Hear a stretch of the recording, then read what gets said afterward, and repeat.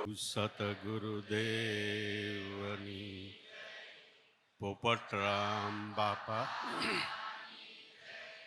દુધેશ્વર માતની લાભેશ્વર નાથની ઉગમેશ્વર નાથની ઈર્ષાગર ભગવાનની સતગુરુદેવની જય. આજે આ બાબો 70 વર્ષનો થયો.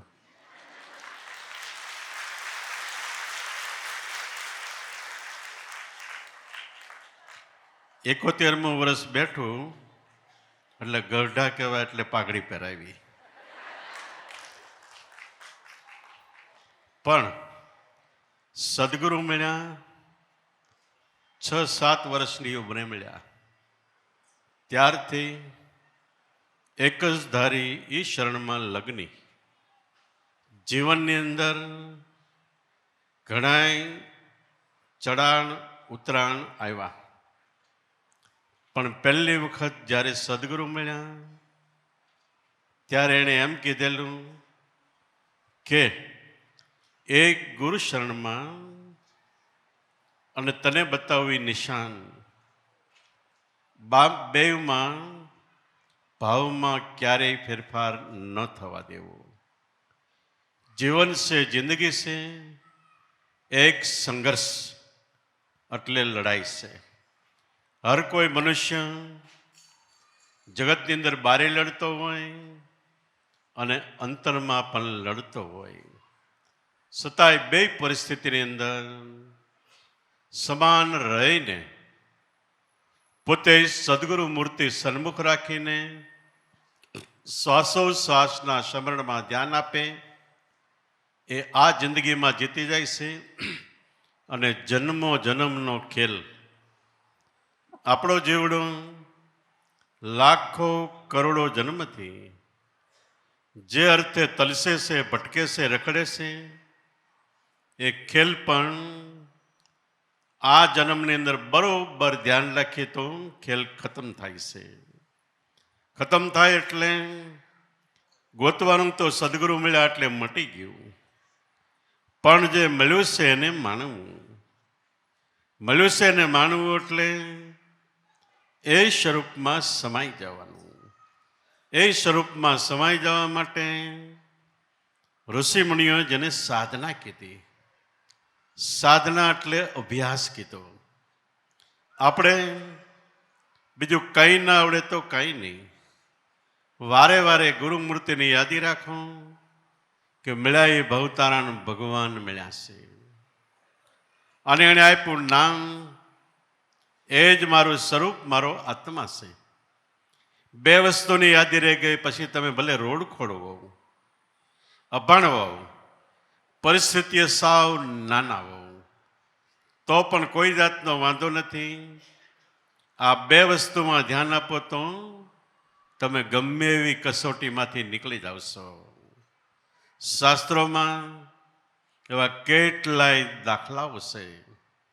સતી અનસૂયા, જેને શાસ્ત્રોનું જ્ઞાન નહોતું, બીજું લાંબુ જ્ઞાન નહોતું, છતાંય સદગુરુમાં અઢળક વિશ્વાસ હતો. નામ મળ્યું એટલે એમાં સંતોષ થઈ ગયો. તમે એની સામે વાંધો ઉઠાવો કે અમને સંતોષ છે.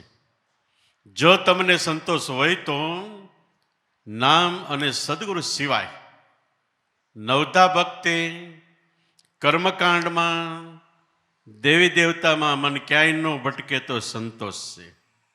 અને ભટકે તો હજી કંઈક બાકી છે એટલે તમે રખડો છો, તો સંતોષ નથી. તો ખરેખર સતી અનસૂયાને સંતોષ થઈ ગયો. એવી રીતે જગતની અંદર જેટલા મહાપુરુષો ત્યાં બધા એક જ લક્ષ્ય પકડીને એ લક્ષ્ય પ્રમાણે હાલ્યા તો આપને ટેકો દેવા. રૂખડિયા સાવ નાના નાના એવા થઈ ગયા કે જેનું નામ આપણે લેવું પડે છે. નારદજી બ્રહ્મા ની ઘરે સાવિત્રી, વિષ્ણુની ઘરે લક્ષ્મી, શિવની ઘરે પાર્વતી, ત્રણેયની ઘરે આટા માર્યા અને કીધું કે તમારી પાસે જે શક્તિ છે આ શક્તિને વધે એવી ઊંચામાં ઊંચી ભક્તિ સતી અનસૂયા પાસે છે. ત્યારે ત્રણેય સતીને ગર્વ થયો. એને એમ થયું કે અમે આની ભક્તિ છોડાવી દઈએ. પોતાના પતિને ત્રણેય કીધું કે તમે જાઓ, સતી અનસૂયા પાસે ભિક્ષા લઈ આવો. ત્રણેય ગયા, પણ જેવી રીતે ભિક્ષાની માગણી કરી તરત સતીએ સદગુરુ મહારાજનું આરાધન કર્યું અને અનુષ્ઠાન કર્યું. એટલે જ્યારે આપણે જે કામ કરવું હોય ત્યારે પહેલા નામની યાદી કરો, બરોબર સદગુરુની યાદી લ્યો, પછી જે કામ કરવું હોય એની બરોબર યાદી લ્યો. ત્યાર પછી ફરીવાર નામ અને સદગુરુની યાદી. આવી રીતનું થાય ત્યારે એ ખરેખર કાર્ય વહેલા મોડું સિદ્ધ થાય છે. તો એવી રીતે સતી અનસૂયાએ બ્રહ્મા, વિષ્ણુ અને મહેશ ત્રણેયને બાળક બનાવીને ઘોડિયામાં એટલે પારણામાં ઝૂલતા કરી દીધા. 1 દિવસ, 2 દિવસ, 3 દિવસ થયા. ત્રણેયને ઘેરે પોતાના પતિઓ ન આવ્યા. વળી નારદ આવ્યા કે તમારા પતિ ભિક્ષા લઈને આવ્યા કે આવ્યા નથી. તો એ તો કે સતી અનસૂયાની ઘેરે પારણામાં ઝૂલે છે. ત્રણેય સતીઓ વળી ગઈ અનસૂયા પાસે, અમારા પતિ આપો. 3 પારણામાં 3 ઝૂલતા હતા. સતી અનસૂયા કે તમારો જેનો જે પતિ હોય લઈ લ્યો. પણ ત્રણેયનું એક જ રૂપ બનાવ્યું હતું. હવે કોને ઉપાડવું? પોતાના પતિ સિવાય બીજાને લઈ લેતો સતીત્વનું ભંગ થાય. એટલે વિચાર કરે છે. પછી સતી અનસૂયાના પગમાં પડી ગયા કે અમે તમને ઓળખી ન શક્યા. ખરેખર તમે જેવે રૂપે હતા એવે રૂપે અમારા પતિ અમને પાછા આપો. ત્યારે સતી અનસૂયાએ ત્રણેયને જેવે રૂપે હતા એવે રૂપે પ્રગટ કર્યા.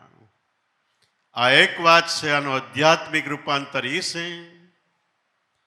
કે રજોગુણ એ બ્રહ્મા છે, સત્વગુણ વિષ્ણુ છે, તમોગુણ શિવ છે.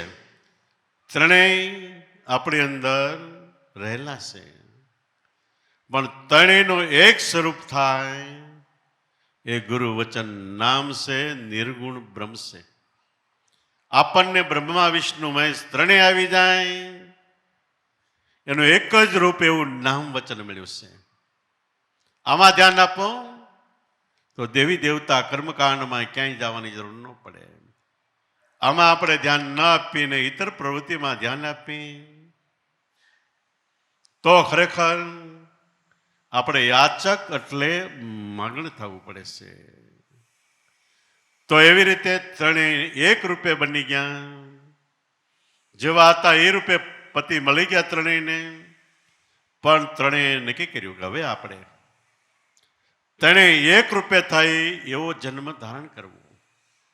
ત્યારે રજોગુણ, તમોગુણ, સત્વગુણ ત્રણેય ભેગા થાય તે નિર્ગુણ બ્રહ્મ સત્યનામ વચન છે. ત્રણેય એક સાથે જન્મ ધારણ કર્યો એ ગુરુ દત્તાત્રેય. દત્ત વત્તા આત્રેય ત્રણેયનું એક સાથે સ્વરૂપ એ દત્તાત્રેય થયા. અને આપણી દ્રષ્ટિએ ત્રણેય બધું આવી જાય, જેમાં સર્વે દેવી દેવતા આવી જાય એવું નામ વચન સદગુરુનું સ્વરૂપ છે. દત્તાત્રેય રૂપ છે.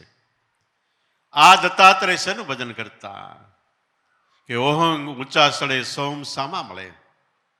આ છે નિજ ધર્મની શાન. આ શાનમાં જે માળા ફેરવે એને ઘટ ભીતર થાય અંજવાળા. આ શાન એટલે આ પરિબ્રહ્મ પરમાત્મા એમ સદગુરુ આપણને શાન કરીને કહે છે. એની માલા ફેરવેના ઘટ એટલે દેહ મંદિરમાં થાય અંજવાળા. આ જાપ ગુરુ દત્તાત્રેય જપ્યા અને જોગી કે જુગો જુગ અમર રહ્યા. તો દત્તાત્રેય જે જાપ જપ્યા એ જાપ આપણી પાસે છે. હવે આ જાપ છોડીને બીજે ક્યાંય પણ મનને ભટકાવ્યા વગર જેમ બને એમ આ જાપમાં ધ્યાન આપવાનું. અને દત્તાત્રેયના શિષ્ય મસંદર નાથ થયા. જેને નાથ એટલે આપણી બે આંખ, બે કાન, બે નાક, મોઢું, ગુદાને ઉભરેશ્વર 9 ઇન્દ્રિયોને નાથી લીધી. જેમ આપણે ઢોરને બળદને નાકમાંથી દોરો પરવી નાથી પછી જેમ ચલાવી એમ ચાલે, એમ 9 ઇન્દ્રિયને ગુરુ વચનમાં નાથી લીધી. એના કહેવાના સિદ્ધાંત પ્રમાણે હાલે એની 9 ઇન્દ્રિય ઉપર નાથ પડી ગઈ. 9ની ઉપર 10મી ઇન્દ્રિય પ્રાણ, એની પણ નાથ. પ્રાણ સે સ્થિર થઈ જાય, આપણા કહેવાના નિયમ પ્રમાણે કંટ્રોલ મારી જાય ને અત્યારે પ્રાણાયામ કહેવાય. પ્રાણ નિયમમાં આવ્યો. પ્રાણ નિયમમાં ક્યારે આવે કે આપણું મન વાય છે એટલે જગતમાં રખડે છે ત્યાં સુધી વા કહેવાય છે. જગતમાંથી સમરણમાં અંતરમાં આવે તો એ પવન પ્રાણ છે. અને પ્રાણની અંદર નામનું સ્મરણ કરો એટલે ધીમે ધીમે પ્રાણની ગતિ સ્થિર થાય છે. સ્થિર થાય એટલે જેને પ્રાણ જીત્યો એને આખું જગત જીત્યું કહેવાય. મન અને પ્રાણ બે એક રૂપ થઈ જાય એ આપણો આત્મા છે. તો એ મસંદરે નાથ એટલે માટે કહેવાના દરેક ઇન્દ્રિયોને પ્રાણ ઉપર કબજો મેળવ્યો. એટલે પોતાના કહેવાના સિદ્ધાંત પ્રમાણે ભજન કરે એટલે ભજન કરવા માંડે, આ કામ કરે એટલે એ કામ કરવા માંડી જાય. સંતોના જીવન અને આપણા જીવનમાં ફેર એ છે કે એનું મન કંટ્રોલમાં હોય, આપણું મન બખાડ હોય અને આપણને ક્યાંયનું ક્યાંય ફંગોળીને લઈ જાય છે.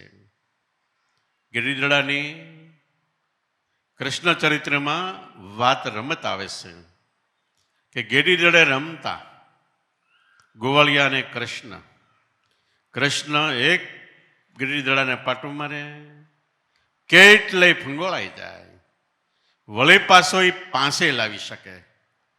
ગિરિધડો એ આપણું મન છે.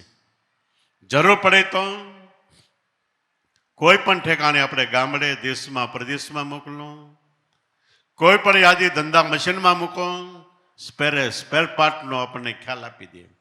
આ ગિરિધડો આગો વયો ગયો.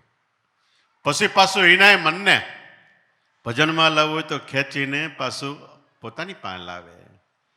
આવી કળા એક કૃષ્ણમાં હતી. તો કૃષ્ણચંદ્ર એવા સદગુરુ મળ્યા હોય તો દરેકની અંદર એ કળા ખીલી શકે છે. એમ કહેવાય ગિરિધડો રમતા રમતા પાટું મરી ગયો કાલિંદ્રીના ગુનામાં. કાલિંદ્રનો ગુનો આપણો દેહ છે. આની અંદર કે એમાં 5 નાગ રહેતા હતા. 5 નાગે શબ્દ, સ્પર્શ, રૂપ, રસ ને ગંધ અને રહેતા હતા. એટલે આખું પાણી ઝેરી હતું. જેના દેહમાં 5 નાગ, શબ્દ એટલે સાંભળવું, સ્પર્શ વિષય વાસના, રૂપ એટલે જોવું, ગંધ એટલે સુગંધ દુર્ગંધ પારખવી અને શ્રવણ સાંભળવું. આ 5 વિષય મુખી નાગ આપણી અંદર દરેકમાં ફૂફાડા મારે છે. ફૂફાડા મારે છે ત્યારે ત્યાં સુધી આપણા ગુનાનું એટલે આપણા દેહનું પાણી નહીં પણ વાણી એ ખરેખર અમૃતની ઝેર સમાન છે. બોલતા હોય તો પાણા પડે. અને એની પાછળ એની નાગણીઓ એટલે વ્રતિઓ છે. અનેક પ્રકારની ઈર્ષા, વેરઝેર, દગો, કેટલી વ્રતિઓ છે. આનું ટોળું દરેકની અંદર છે. કૃષ્ણે સાઈને પાટું મારીને દડો દાવા દીધો હતો કાલિંદ્રીના ગુનામાં. એટલે દેહમાં ડૂબકી મારી. એમ કહેવાય પંચમુખા નાખને નાથ્યો. નાથ્યો એટલે પંચ વિષય પર કબજો મેળવ્યો. ત્યાર પછી એ ગુનાનું પાણી પીવા લાયક થયું. એમ જે દેહ મંદિરમાં પંચ વિષયની ઉપર કબજો મળી જાય, નથાઈ જાય તો એના દેહનું પાણી નહીં વાણી પીવા લાયક બને છે, આચરણ કરવા યોગ્ય મળે છે. નાથો કેવી રીતે? કે એના મસ્તક ઉપર શરણ મૂક્યા. શરણ એટલે ગુરુ વચન. એ વચનના ભારથી એ ન થઈ ગયો. તો આવી રીતે વેદમાં, શાસ્ત્રોમાં, પુરાણોમાં જે વાતો છે લખી છે ઇતિહાસના રૂપમાં. શા માટે? કોઈ પૂછે તો કોઈ પૂછતું નથી, અને કદાચ કોઈ પૂછે તો જવાબ આપી શકે 100માંથી એકાદ બે માંડ હોય છે. તો એવી રીતે મસંદરનાથ એના શિષ્ય સમર્થ ગોરખનાથ થયા. ગોરખનાથ થયા અને ગોરખનાથે એ વખતે આપણા દેશમાં અંધશ્રદ્ધા હતી. ખૂબ દેવી દેવતાને નામે પશુ હિંસા, બલિદાન અપાતું હતું. દારૂ તાળી, માંસ, એવા કેટલાય જુગાર, એવા કેટલાય દુર્ગુણો સમાજમાં અંધશ્રદ્ધા રૂપે વ્યાપક હતા. માતાજીને બલિ ચડાવતા. એણે કબીર સાહેબે અને ગોરખનાથે હિન્દુસ્તાનમાં ફરીને આ અંધશ્રદ્ધાને દૂર કરી. અને આ બાજુ એ ફરતા ફરતા ગોરખનાથના મનમાં થોડુંક અભિમાન થયું કે હું સૌ તો આ અંધશ્રદ્ધા દૂર થાય છે. તઈ મસંદરનાથને ગુરુ મહારાજને એમ થયું આનું અભિમાન વહેલી તકે ઉતારવું જોઈએ. મસંદરનાથ વયા ગયા. અત્યારે આસામ કહેવાય છે, ને કામરૂ જિલ્લો છે. એ જિલ્લાની અંદર આપણા પુરુષ પ્રધાન સમાજ છે, એટલે પુરુષ મુખ્ય કહેવાય. પણ આખા ભારતમાં કામરૂ જિલ્લામાં સ્ત્રી પ્રધાન સામ્રાજ્ય છે, વ્યવસ્થા છે. સ્ત્રીઓના હાથની અંદર બધી લગામ. આપણે જે પુરુષો કામ કરે અહીંયા સ્ત્રીઓ કામ કરે, સ્ત્રીઓ કામ કરે અહીંયા પુરુષો કામ કરે. ત્યાં જઈને એને લગ્ન કર્યા, પુત્ર પુત્રાદી થયા. અને એ વાત એણે સાધુ સમાજમાં વહેતી કરી મસંદરનાથે. એમાં ગોરખનાથ એક ઠેકાણે સત્સંગ આપતા હતા.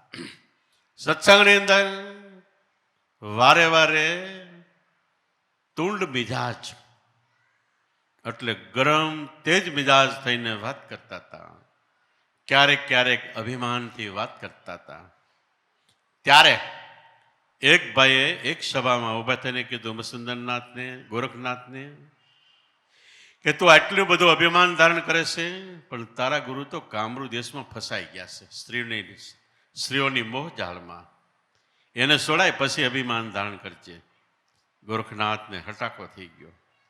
ગયા કામરૂ દેશમાં, અને એને જોયું ફરતા ફરતા તો એક ઠેકાણે એક ઘેરે મસંદરનાથ હતા. સ્ત્રીઓના જેવું કામ કરતા હતા, બાળકો રમાડતા હતા, અને જાણે સ્ત્રીના ગુલામ હોય એવું વર્તન હતું. ગોરખનાથે થોડા દિવસ સુધી જોયા જ કર્યું. પછી જ્યારે સ્ત્રી નહોતી ત્યારે ગોરખનાથ પાસે જઈને કે ચેત મસંદર ગોરખ આયા. મસંદર તું ચેતી જા, હું ગોરખ આવ્યો છું. તું જે મોહજાળમાં ફસાણો છે એમાંથી બહાર કાઢવા માટે. મસંદરનાથ સામું જોઈ રહ્યા. ગોરખનાથ બાવડું પકડીને લઈ ગયા. કામરૂ જિલ્લાથી બહાર નીકળ્યા. એક સુંદર હરિયાળો પર્વત આવ્યો. પર્વતની ઉપર ગયા. ટોશે નહોતા ગયા, અડધે ગયા. ત્યાં એક ગુફાની ઉપર પથ્થર હતો. મસંદરનાથ ગોરખનાથ કે ગોરખા? તો કે હા, હું ઘણો ટાઈમ સ્ત્રીની જાળમાં ફસાઈ ગયો, એટલે મારે તપ કરવું છે. આ પથ્થર ઉસકાઈ જો, આમાં ખરેખર ગુફા હોય તો મારે આમાં તપમાં બેવું છે. તે ગોરખનાથે તો પથ્થર ઉસકાયું. એ કે અંદર જા. અંદર ગયો ગોરખનાથ તો મસંદરનાથ સમાધિ લગાવીને માલિપા બેઠા હતા. ગોરખનાથ આશ્ચર્યચકિત થઈ ગયો કે હું હજી કામરૂ દેશમાંથી છોડાવીને લાવું છું, અને મસંદરનાથ તો બહાર છે. આયા મસંદરનાથ, આ કોણ છે? પગમાં પડી ગયા અને જાગૃત કરીને પછી કહે કે ગુરુ મહારાજ, હું તમને હજી કામરો દેશમાંથી છોડાવીને અહીં લાવ્યો છું, હજી તમે બહાર છો, આ તમારું કયું સ્વરૂપ છે?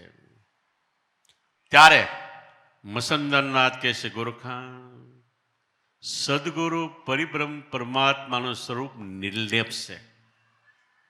કોઈ ઠેકાણે માયામાં એ લેપાતું નથી. જેમ કમળને પાણી નથી અડતું, એમ સદગુરુ સ્વરૂપને જગતની કોઈ માયા, કોઈ વિષયો અડી શકતા નથી.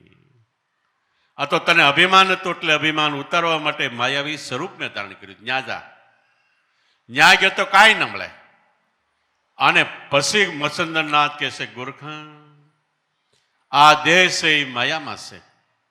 આ દેહમાં 14 લોક છે, જેને મહાપુરુષો કે 14 લોક સુધી કાલ પસારા, ત્યાં સુધી માયાની સળંગ ધારા. તારો ભાવ દેહ ભાવમાં છે, ત્યાં સુધી તું માયામાં છું. તાકે આગે એક અક્ષર સારા, એટલે દેહથી પર થઈ જાય. ક્ષર એટલે નાશવંત આપણો દેહ, અક્ષર એટલે જેનો નાશ નથી એવો આપણો આત્મા. એનો અક્ષર એટલે ગુરુ વચન શબ્દ બ્રહ્મ. તાકે આગે એક અક્ષર સારા, સોઈ અક્ષર કા નહીં અવતારા. મસંદરનાથ ગોરખનાથ કહે, ગોરખા, મારું એ સ્વરૂપ છે. મારે અવતરણ જ નથી, જન્મ મરણ નથી, આવન જાવન નથી, થવા મટવા પાણું નથી. હરખ શોખ સુખ દુઃખ લાભ હાનિ આ કોઈ દ્વંદ્વ મને લાગુ પડતા નથી. અને એ સ્વરૂપ તને પરખાયું છે. એ સ્વરૂપમાં તું કાયમ માટે રહે. અને તને જે માયાવી સ્વરૂપ દર્શાવ્યું હોય તો ફક્ત તારું અભિમાન ઉતારવા માટે હતું. ત્યારે ગોરખનાથને એમ થયું કે મેં ગુરુમાં શંકા કરી. આ શંકા ખોટી છે, એટલે 14 લોક સુધી કાલ પસારા, ત્યાં સુધી માયાની સળંગ ધારા. પણ તાકે આગે એક અક્ષર સારા, સોય અક્ષર કા નહીં અવતારા. અક્ષર એટલે તમને જે મળ્યું એ નામ, એનો અવતાર નથી, એને જન્મ મરણ નથી. સોય અક્ષર કા નહીં અવતારા, તાકે હાગે રણુકારા. એ નામમાં ધ્યાન આપો તો 24 કલાક 8 પોર અંતરમાં નામનો નાદ, નામની નોબત વાગે છે. નોબત એટલે નગારા. આપણે કોઈ વિજય ઉત્સવ થાય, વિજય થાય તો વધારે રૂપે આપણે શંખ નગારા વગાડીએ. એવી રીતે આપણે એકવાર આપણી સુરતા શબ્દમાં પહોંચી ગઈ, પોતાની ઘેરે વહી ગઈ, એટલે મોક્ષની વધાઈના શંખ નગારા આરતી વાગ્યા જ કરે છે, વાગ્યા જ કરે છે. પણ ક્યારે સંભળાય આપણને? શબ્દ સુરતા એક ઘર થાય ત્યારે. જગતમાં મંદિરોમાં સંધ્યા આરતી વખતે આરતી વાગે છે. આપણી અંદર વારે વારે શ્વાસ ઉશ્વાસના ઘરમાં જાય, ઉશ્વાસ શ્વાસના ઘરમાં જાય, ત્યારે સંધિ થાય છે. એ સંધિ ઉપર આપણું ધ્યાન હોય એટલે સુરતા હોય તો વાગે છે, સંભળાય ત્યારે. અગર વાગે છે તો 24 કલાક એક ધારા વાગ્યા જ કરે, ક્ષણવાર બંધ નથી. તો એવી રીતે એ વાગે છે અને એમાં મન ધીમે ધીમે દીવાનું ગાંડું બનીને એકવાર તદાકાર થાય છે. પણ આ બધાનું મૂળ ક્યાં છે? સદગુરુ.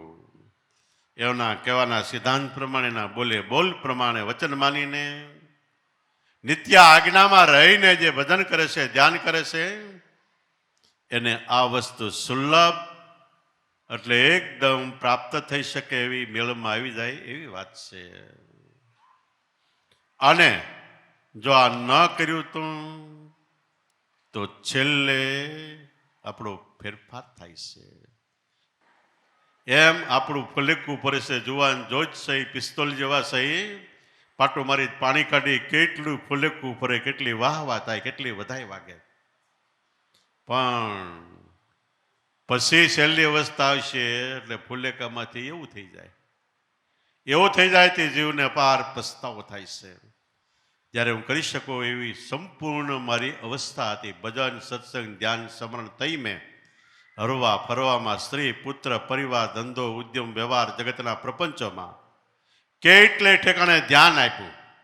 જોકે જરૂર છે બધે ધ્યાન આપવાનું, ના નથી, પણ 24 કલાકમાંથી સમય બસાવીને જે કરવાનું છે એ જો રહી ગયું ને નહીં કરવાનું થઈ ગયું તો ફુલેકામાંથી આવું થઈ જાય વાહે. અને એવું થઈ જાય તે જીવને પસ્તાવાનો વારનો પાર નથી રહેતો. પણ પછી અબ પસ્તાએ હોત ક્યાં જબ ચિડિયા ચુગ ગઈ ખેત. ચિડિયા ખેતરમાં સણતી હતી તઈ ઉડાડી નહીં અને પછી ખળામાં કઈ હાથમાં ન આવ્યું તે પસ્તાવો થાય કળી ચિડિયા ઉડાડી હોત તો સારું હતું. પક્ષીઓ પણ પછી પસ્તાવો નકામો છે. એમ આપણા મહાપુરુષો કે જાગ્યા જ્ઞાતિ સવાર માનીને સદગુરુ મળ્યા હોય, નામ મળ્યું હોય તો તન મન ધનથી સદગુરુને સેવો, મન વચન કર્મથી પ્રાણ લેવો. નામ મળ્યું તો નામનું સ્મરણ કરો.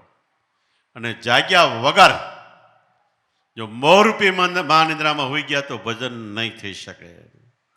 એટલે જીવન બાપા કે સતનામ ભજન વિના નહીં નિસ્તારા. જાગ મૂરખ મન ક્યુ સુતા, જાગી જા તો ચોર ને લૂંટે જખ મારેગા જમદૂતા. એટલે જે નામ મળ્યું છે એમાં જાગો તો આપણો નિસ્તાર પાર શેડો આવે છે. એટલે 84 નો ભટકાર પછી મટી જાય છે. એટલે સતનામ ભજન વિના નહીં નિસ્તારા. જાગ મૂરખ મન ક્યુ સુતા, જાગી જા તો ચોર નહીં લૂંટે. જાગીને ભજન કરતો એટલે મનને પરિપૂર્ણ રીતે જાગૃત કરીને હું શું કરું છું એ વિચાર કરીને સ્મરણ કરવું તો જાગી ગયા છે. તો ચોર એટલે આપણી અંદર કામ ક્રોધ મોહ લોભ છળ કપટ બધા ચોર છે. રોહિદાસ ચમારે કીધું કામ ક્રોધ મોહ લોભમ દેહ તિષ્ઠિ તસ્કરાય જ્ઞાન રત્ન પ્રહારાયમ તસ્માત જાગરહી જાગરહી. આ દેહની અંદર કામ ક્રોધ મોહ લોભ એ બધા ચોર વાસ કરીને રહેલા છે. આપણે જેવી શ્વાસોશ્વાસની સ્મરણ ભજન કરી કમાઈ જમા થાય એવડા આવડા બધા લૂંટી જાય છે. એક અરબસ્તાનમાં સુફી સંત થયા, એણે એમ કીધું કે અમે સનમને હાક પાડી હતી મોટા અવાજોથી. સનમ એટલે લોકો ખુદા કે જે કંઈ સર્વોપરી કહેતા હોય, આપણે ભગવાન કહીએ. એને હાક પાડી એટલે અંતરના પુકારથી મોટા પુકારથી પુકાર્યા હતા. પણ વચ્ચે એવા જાલિમ દુશ્મન હતા. આપણે ભગવાનને આરાધન કરી પણ જાલિમ દુશ્મનો કામ ક્રોધ મોહ લોભ છે એ અમારા અવાજને ત્યાં સુધી પહોંચવા નહોતા દેતા. આ વચ્ચે ઊભા હોય ત્યાં લગી આપણો અવાજ છે, આપણો આર્તનાદ છે, આપણી આરાધના છે, આપણી પ્રાર્થના છે, આપણી સ્તુતિ છે એ ત્યાં સુધી પહોંચવા નથી દેતા.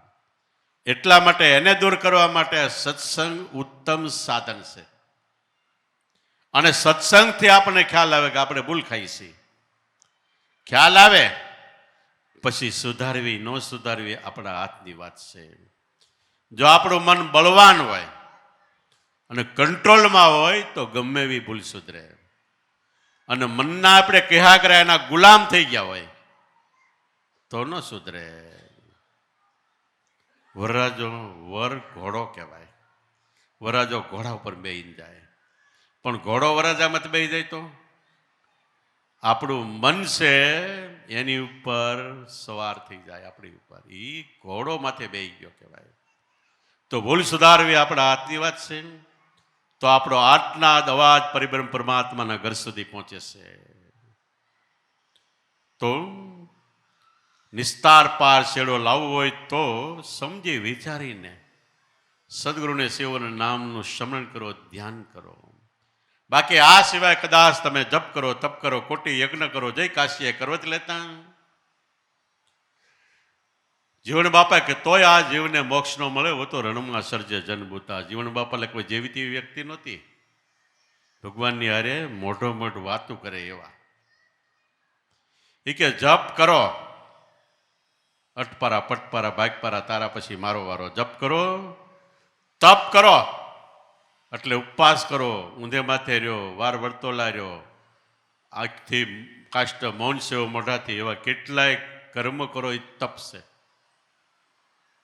જપ કરો, તપ કરો, કોટી યજ્ઞ કરો. કોટી એટલે કરોડો યજ્ઞ, એક નહીં.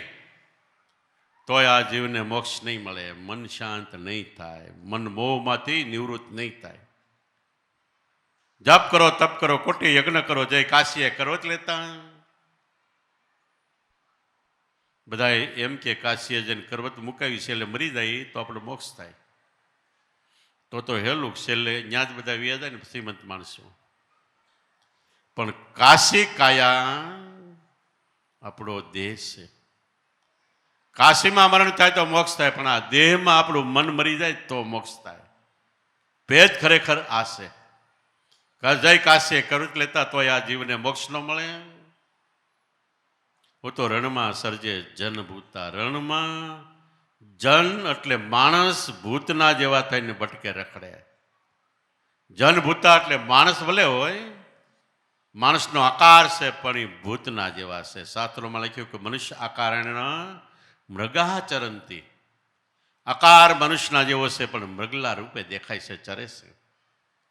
જનભૂતા આખું જગત રણ છે અને ભજન નથી કરતા એ ભૂત છે. એટલે મહાપુરુષો કે ભક્તિ વિનાનો નરભૂત છે. હામાં મળ્યો નહીં હારો, દેખ દેખ જન્મની જનતાએ નાહકનો નૂર ગુમાવ્યો. હામાં મળી એટલે આપણે રામ રામ કહેવાનો રિવાજ છે. ભૂતના જેવા એ અપશકુન ન થાય એટલે રામ રામ કહીને સુકન કરવાના. એટલા માટે રામ રામનો રિવાજ છે. તો રણમાં સર્જે જનભૂતા. કદાચ કોઈ જોગી બની જાય, સંસાર ત્યાગ કરે, જોડી દંડો પતર પાવડે, દાઢી વધારે મવાલા વધારે જોગી બની જાય. જોગીના જેવો વેહ ખરો, પણ મન જોગી નથી ત્યાં સુધી બધું નકામું છે. દેહ જોગી કોઈનો બનતો નથી. મનને જોગી એટલે યોગી બનાવવાનું છે. મનને આત્મા સાથે વિયોગ છે, અંતર છે, એમાં મેળવવાનું એટલે યોગી જોગી. અને એ ન કરે તો કોઈ કદાચ જોગી બનીને જટા માથે મવાળા વધારે, એનાથી ભગવાન રાજી નથી. અંગે લગાવે ભભૂતા, આખા શરીરમાં રાખ સોંપડી દે.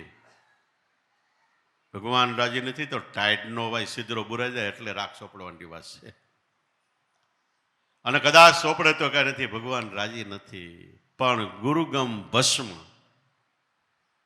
રાખને ભસ્મ કહેવાય. ગુરુ વચન છે આપણા, કામ કરો બધાને ભસ્મ બાળીને કરે છે એટલે ગુરુગમ ભસ્મ કહેવાય. એને સોંપડો, અંગે અંગમાં એનો અવાજ ચાલુ થઈ જાય, એ ખરેખર ભસ્મ છે. જોગી બનીને જટા વધારે અંગે લગાવે ભભૂતા. દમડી કારણ હો દેહ જલાવે. દમડી એટલે પૈસા માટે દેહ જલાવે.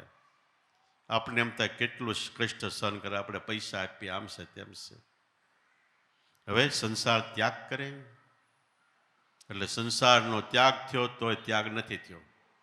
સીમાડે જઈને બે તોય લાલચ તો પછી આપણી જ રહે, ગ્રહસ્થી નહીં રહે, માણા નહીં રહે. રમેશ આવે છે, સાલો દૂધ લાવતો હશે કે નહીં, સા લાવતો હશે કે લાલે આપણી જ રહે. પણ જેનું સર્વ લાલચથી પર જીવન થઈ ગયું સાચા યોગી છે. ભૂખ્યો તરસ્યો પડ્યો તો ભલે, પણ જેનું મન ભજનમાં મસ્ત છે. અંગે લગાવે ભભૂતેલા. દમડી કારણ દેહ જલાવે જોગી નહીં પણ જગદૂતા. સાચા યોગી કોને કહેવાય? જોગી વૈસો જંગ બને એટલે એક ધારા સ્થિર રહે. જાઓ અહીંયા, તમે તમારા ઘરમાં છો ત્યાં ત્યાં રહ્યો, ત્યાં બધા વ્યવહાર કરો, માતા પિતાની સેવા કરો, તનતોડ મહેનત કરો અને યોગ્ય માણસાઈ જેવું જીવન જીવો. આપણાથી કોઈને દુઃખ ન થાય. અને 24 કલાકમાં સમય બસાવીને થોડો ઘણો સમય નામના સ્મરણ અર્થે ધ્યાનમાં વાપરો તો એ જંગમ સંતો જંગમ તીર્થ છે. એ જોગી હોય છો જંગમ રેવે કામ ક્રોધ ગરદન દેતા. કામ ક્રોધ ને ગરદન ઉપર દે એટલે એનો નાશ કરે છે, કાપી નાખે, ગળું કાપી નાખે. સતનામ તખત પર સુરતા રખતા સોય જોગી બડા અવધૂતા. આ દેહમાં તખત સિંહાસન સત્ય નામનું છે, એની ઉપર આત્મા રાજાનો વાસ છે. ન્યા જે સુરતા રાખતા એટલે શ્વાસમાં, પ્રાણમાં, ગુરુ વચનમાં, સોય જોગી બડા અવધૂતા. મસ્તી વાળા સાચા જોગી ઈ છે. સુંદર મનુષ્ય અવતાર મળ્યો, સારી સ્થિતિ મળી, સાચા સદગુરુ મળ્યા, સત્ય એવું નામ મળ્યું, છતાંય આળસ કરીને સુઈ રહ્યા. પ્રમાદ કર્યો આળસ કરી, અને ન કરવાના કેટલાય પ્રપંચમાં રાશા, બીજે બધે ગુલામી કરી, સદગુરુ આગળ ન કરી. અને બીજે બધે ગુલામી કરી તો રિઝલ્ટ છેલ્લે 0-0 આવે છે. આમાં ગુરુ મનુષ્ય અવતારમાં ગુરુ વચનમાં જાગ્યા એ જગજીતા, સુતા ગયા 84. આમાં ખરેખર જાગ્યા નર સોય જગજીત્યા અને સુતા ગયા બધા 84માં. દાસે જીવન સંતો ભીમને શરણે, અનુભવી નર પાર પહોંચ્યા. જીવન સાહેબ કે ગુરુ વચનમાં જાગ્યા, ગુરુ શરણમાં જાગૃત રહીને જેને ભજન કર્યું એ પાર પહોંચ્યા. અને સુતા એ 84માં ગયા. સુતાર્યા એટલે ભજનમાં ધ્યાન ન આપ્યું તો આપણને આ પંચ વિષયોનું ઝેર ચડી જાય છે. આપણે ગામડામાં સાપ એટલે એરું કરડે એટલે બધા કે હુવા દેતા નહીં. હુઈ જાય તો જ્યારે એકદમ સડી જાય ને ખલાસ થઈ જાય. પરાણે જગાડે, પણ ઓલામાં એટલું બધું વ્યાપી ગયું હોય તો એ જાગૃત હું તે આખી વિસાઈ જાય પરાણે. એમ આપણે અંદર જો જાગૃત થયા વગર ભજન ન કર્યું તો આ બધા વિષયોનું ઝેર એટલું બધું સડી જાય કે પરાણે આપણે આખી વિસા જાય, ઢળીને લઈ જાય આપણને જગતના રંગ રોગાનમાં. જ્યાં ન જવું હોય ત્યાં લઈ જાય. અને કવિ સાહેબ કે બિલાડી ઉટિયાને લઈને આલી. બિલાડી એટલે આપણે વ્રતિ. ઉટિયો દે છે એને લઈને ઉપાડી જાય છે, કાંઈ જવું ચાલ. હવે ત્યાં જવામાં રિઝલ્ટ પરિણામ સારું ન હોય તો સતાઈ જાય છે. અને ન ખાવાના ન પીવાના એવા કેટલાય રંગ રોગાણની અંદર જીવ રાચે છે. એ બધા આમ આંખથી જોવે જાગ્રત હોય પણ એ બધા હૂતા છે. મોહરૂપી મહાનિંદ્રામાં, મોહરૂપી મહાનિંદ્રા એટલે જે પદાર્થ જે વસ્તુ જોવે એમાં મન ચોંટી જાય, લાગી જાય, એનું નામ મોહ છે. અને લાગી જાય એટલું નથી, એ પાછું ધ્યાનમાં બેહોતી એ ખડું થાય. સપનામાંય આવે, બીજે દી આવે, ત્રીજે દી આવે. આપણે એક માણસને લત છોડાવી હોય દારૂની, એ રસ્તો ભૂલાવવો હોય તો બીજે ફરીને પાછો ત્યાં જાય. મૂક્યા નહીં કોઈ વાતે. આવી લતો કેટલી આપણા જીવનમાં છે જે આપણા જીવનને બરબાદ કરે, ભયંકર નુકસાન કરતા છે. પણ ધન્ય છે મહાપુરુષો સંતોને ધીમે ધીમે ગમે એમ કરીને અનકેન પ્રકારે એમાં છોડાવવા માટે રાત ને દિવસ સફળતા મળે કે ન મળે છતાંય પ્રયત્નો ચાલુ રાખે છે. એના પ્રયત્નો ચાલુ છે ને આપણું મન કદાચ વ્યસનનું ગુલામ થઈ ગયું ને આપણે પ્રયત્નો ચાલુ રાખીએ તો મન એમાંથી પણ નીકળી શકે છે. અભ્યાસથી માણસને માટે કોઈ વસ્તુ અશક્ય નથી, ન બની શકે. એટલે કાયમી ધ્યાનનો, નામના સ્મરણનો અને સદગુરુનો શરણનો એ અભ્યાસ રાખો. જીવન મનુષ્ય અવતાર મળ્યો છે તો મનનું વત્તા ઈશ, મનનો સ્વામી બને એવા આપણા મનનું ઘડતર કરો એ સત્સંગ દ્વારા થાય છે. તો એને ટેવ પણ તો વહેલા મોડા આપણે મનુષ્ય બનવાના છે. અને ભક્તિ મનુષ્ય કરે છે. ગંગા સતી કે પાત્ર, પાત્ર એટલે વાસણ ચોખ્ખું હોય એમ આપણું જીવન ચોખ્ખું સલાહ હોય તો એમાં વચન પડે, એ વચન વચનનું કામ કરે છે. તમે હૃદયથી ચોખ્ખાઓ, પવિત્ર હોય, સદગુરુના નામમાં વિશ્વાસ હોય તો ગુરુગમ લીધા પછી ધ્યાન કે સ્મરણ ન કરો તો ગુરુગમમાં એટલો કરંટ છે કે ગુરુગમનું કામ કરશે. હાજે આપણે ગાય ભેંસ દોઈને દૂધ ગરમ કરીને પછી આપણે એમાં મેળવણ નાખીએ. મેળવણ નાખ્યા પછી સીબું ઢાંકી દઈએ. ઢાંક્યા પછી વારાખરતી જોવું નથી પડતું કે આમાં દૂધમાંથી દહીં થયું છે કે નહીં, દૂધમાંથી દહીં થયું છે કે નહીં. મેળવણ પડ્યું એટલે સવારે દહીં થઈ જાય. સાંજે દૂધ હોય સવારે દહીં થઈ જાય. એમ જે હૃદયની અંદર ગુરુ વચન પડ્યું એમાં વારાખરતી જોયા ન કરો સીબું ઉગાડીને કેમ થયું છે, શું થયું છે. સદગુરુમાં વિશ્વાસ રાખીને સૂઈ જાઓ તોય આપણે બીજી ભાત જીવનનું પરિવર્તન થઈ જાય. આપણા જીવનનું પરિવર્તન થઈ જાય પછી દહીંને વલોવું તો ઓટોમેટિક જે કિંમતી વસ્તુ છે એ માખણ ઉપર તરી આવશે, શ્વાસ નીચે રહે. એ માખણને એક વાર છે એટલે બ્રહ્મગ્નિમાં તાવો એટલે શુદ્ધ નારાયણ ઘી. ઘીનો મહિમા શા માટે વધારે છે? એમાંથી દીવો કરો એટલે દીવો થાય છે. એનો દીવો જગતો હોય તો આજુબાજુમાં રોગના જંતુ નથી આવી શકતા, ઇન્ફેક્શન ચેક ન લાગે. એટલે એ ઘીને નારાયણ રૂપ કહેવામાં આવ્યું છે. બીજાને કેટલાય ગુણ છે, આપણે થોડોક ગુણ કીધો. અને યોગ્ય રીતે એની મીઠાઈ બનાવવામાં આવે તો શરીરને પૂર્ણ પુષ્ટિ એટલે શક્તિ પણ મળે છે. એટલે ગુરુ વચન મળ્યું એટલે એ વચનનું કામ કરશે. પણ વિશ્વાસ રાખીને બેહી જાઓ. કેટલાય સંતોએ ગીતામાં 3 યોગ કીધા. કૃષ્ણ ભગવાને કર્મયોગ, ભક્તિ યોગ અને જ્ઞાન યોગ. ઘણાય સંતોએ જ્ઞાન યોગ એટલે ધ્યાન કરીને સિદ્ધ થયા. ઘણાય સદગુરુ સંતોમાં પ્રેમ ભાવ રાખીને સિદ્ધ થયા. અને ઘણા એનો કર્મનો તરીકે ઉપયોગ કરીને પણ સિદ્ધ થયા. કેવી રીતે હાલવું એ આપણા હાથની વાત છે. પણ સદગુરુ શરણમાં મન માલે એટલે આખી દડી એના હાથમાં વહી ગઈ. અને જેટલી લાંબી કરવી એટલી લાંબી કરીને હંકેલી હોય તો હંકેલી આપણા મનનો એવો ઘાટ બનાવે. એટલે તન મન ધન સદગુરુને શરણે મન વચન કર્મથી પરાયણ. આવું જે જીવન જીવે છે એના જીવનને ધન્યવાદ અને એનો બેડો પાછશે. બોલો સતગુરુદેવની, પોપટરામ બાપાની, બુધેશ્વર માતની, લાભેશ્વર નાથની, ઉગમેશ્વર નાથની, ઈર્ષાગર ભગવાનની, સતગુરુદેવ